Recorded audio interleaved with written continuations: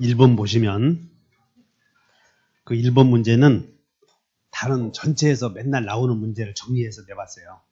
그래서 1번 보면 우리 불공정한 법률행위 나오죠? 그래서 불공정한 법률행위 하면서 소를 제기하지 않기로 약정을 했다는 거지. yani 그렇게 하셔야 돼. 불공정 행위가 무효니까 그 이행 수단도 무효가 돼야 돼. 그래서 불공정한 행위에 대하여 부재소 합의 무슨 말 아시겠어요? 소를 제기하지 않기로 한 합의도 무효. 앞에가 무효면 뒤에도 무효다 해야 돼, 이거. 앞에가 무효면 뒤에도 무효다. 그 다음에 2번. 여러분들 명의신탁은 잘 들어야 돼. 2번 같은 경우. 종중, 배우자 이런 말이 없지? 종배종 있어, 없어? 그럼 명의신탁은 무효라고 이렇게. 종배종이 없으면 무효. 그럼 명의신탁은 무효이고 그 명의신탁 안에 들어간 계약도 유효해야 돼, 무효해야 돼? 무효해야지. 명의신탁이 무효니까. 그래서 갑이 경의 땅을 사면서 매매를 하죠. 을과 명의신탁을 해. 네 이름으로 등기 좀 해라. 그리고는 네 이름으로 등기를 한다. 명의신탁을 하고 거기다가 나중에 수탁자 을이 누군가에게 팔면 돈이 나올 텐데 돈을 주기로 한다. 이렇게 할 수 있다고. 이해하셨어? 갑이 을과 명의신 네 이름으로 등기해라. 그냥 들어봐. 등기해라. 알았다. 그러면 등기만 해놔? 그랬더니 아니, 네가 좋은 사람 나타나면 팔아서 돈을 준다. 이렇게 약속을 했다고. 그 약속은 유효 무효? 이게 무효니까 그냥 여러분들 이거 이제 이 정도 되면 한 20살 먹은 우리 매매계약 하면서 다시 사오기로 온다. 이게 환매 아니야. 돈을 병에게 주기로 온다. 이게 제3자를 위한 계약이고 이게 무효이면 다 무효. 그러니까 명의신탁은 유효 무효? 그 계약서 속에도 그거 엄청 쉬운 거잖아 이제. 그래서 명의신탁 밑줄 기초해서 수탁자 명의로 등기된 부동산을 처분해서 그 매매대금을 신탁자에게 지급하기로 하는 약정 들어갔지? 약정도 뭐? 무효. 3번 불가항력으로 인한 손해를 매수인이 부담하기로 하는 약정. 이것은 위험부담이야. 위험부담. 그러니까 위험부담에 관한 규정은 임의규정이다. 그래서 그건 유효가 돼. 그 지문 하나 외우고 가셔야 돼. 우리 지난번에 문제를 풀었대요. 지난번에 3주차에서 불가항력으로 인하여 목적물이 멸실되었을 때 매매대금을 지급하기로 하는 약정은 유효. 이렇게 3주차에서 풀었던 내용이야 이게. 그 다음에 중간생략 등기 합의는 유효요 무효요? 중간생략 등기 합의는 유효인데 토지거래에서는 그거 봐야지. 그냥 토지거래만 나오면 웬만하면 무효하면 돼. 토지거래 계약을 하면서 매매하면서 중간생략 등기 합의는 무효. 민사소송이냐 형사소송이냐 봐줘야죠.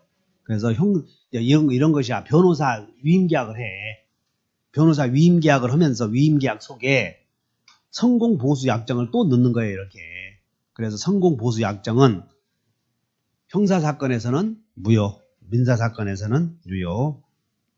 2번 반사회질서 법률행위. 어쨌든 반사회질서 법률행위만 나오면 여러분 외우고 갈게. 조, 투, 강은 기여 아니여. 이렇게 하나 알면 맞춰 충분히. 1번 피상속인이. 여기 봐. 피상속인은 죽은 자여 산자여? 죽은 자. 상속인은 산자. 피상속인은 죽은 자. 이렇게 돼.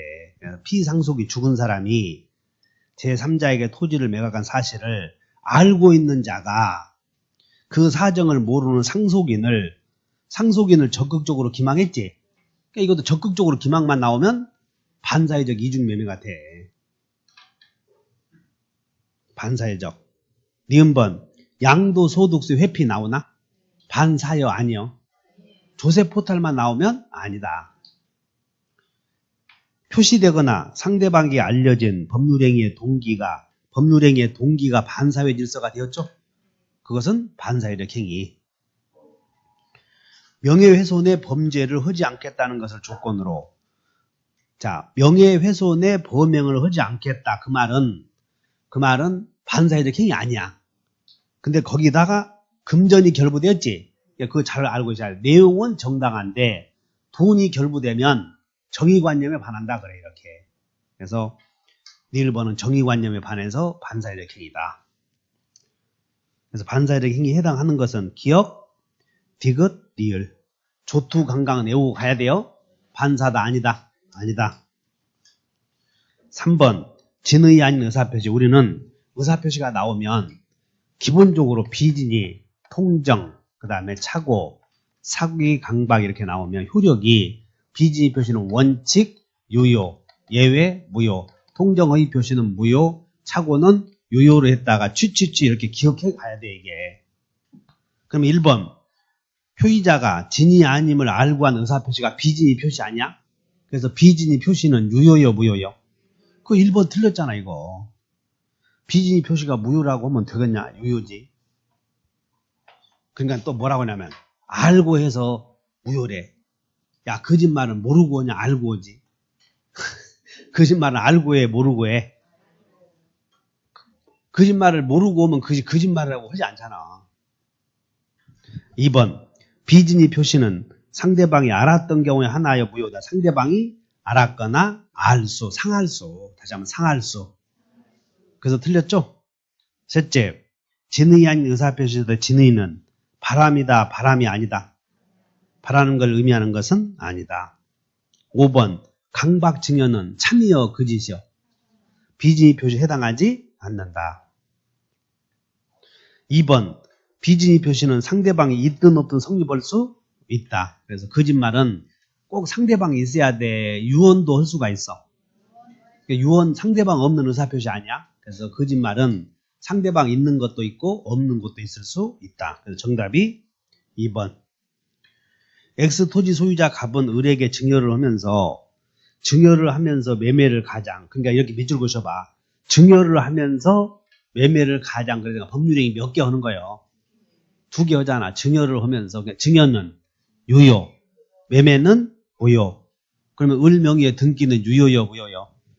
유효. 그래서 우리는 이렇게 배우지 않았어. 물권법에서 이렇게 나오잖아.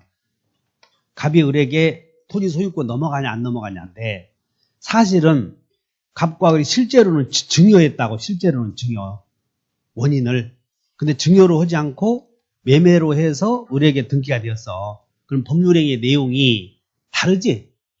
그럼 등기된 권리가 변동이 생기려거든 법률행위도 유효해야 되고 절차도 적법해야 돼. 근데 실제로는 둘이 증여했는데 등기부에는 매매로 기재했다고. 그럼 물권 변동이 일어난다고 안 일어나요? 물권법에서 그거 나오잖아. 갑과 을이 실제로는 무슨 짓 했어? 증여. 근데 등기부에는 뭐라고 기재했어? 매매. 그러면 을이 등기된 권리를 취득할 수 있는 실제 증여가 있었지. 그러니까 그 등기는 유효. 그러면 을과 거래한 병은 언제나 권리를 취득한다. 그래서 총칙에서는 이걸 은닉행위라고 하고 이것을 무슨 행위라고 그래? 가장매매라고 하잖아. 이런 거. 다시 한번 가장행위, 은닉행위. 이해하셨지? 다시 한다. 갑이 실제로는 을에게 증여했어. 알았다. 근데 등기부에는 뭐로 기재해? 매매. 그러면 법률행위의 태양이, 법률행위의 내용이 다소 달랐지. 근데 실제로는 원인이 있었어 없었어요? 원인만 적법하게 존재한다면 내용을 다르게 기재해도 물권 변동은 생긴다. 그래서 우리는 총칙에서는 증여를 은닉행위, 매매를 가장했잖아. 매매하지 않았는데 매매로 기재했으니까. 그래서 매매는 뭐 무효, 증여는 유효. 제3자는 병은 언제나 권리를 취득한다. 그게 그거 아니야. 자, 4번 다시 읽어. X 토지 소유자 갑은 여러분들 이제 아는 거 정확하게 160문제 알고 가면 그냥 합격이요. 나머지 기간 동안에 월요일날 화요일날 안 나오실 분들은 나머지 기간 동안에 틀린 것만 한 번 더 보시는 거예요. 틀린 것만. 그게 제일 좋은 문제가 다 들어갔으니까. X 토지 소유자 갑은 을에게 증여를 하면서 매매를 가장해서 을 명의로 등기를 마쳤다. 여기까지 탁 봐. 을은 권리 변동 생겼어 안 생겼어? 을 명의로 등기를 마쳤지. 소유권 넘어갔어 안 넘어갔어? 그러면 소유권 넘어갔으면 을이 병에게 넘겼지? 그러면 유권 처분이요, 무권 처분이요. 유권리자가 처분했으니까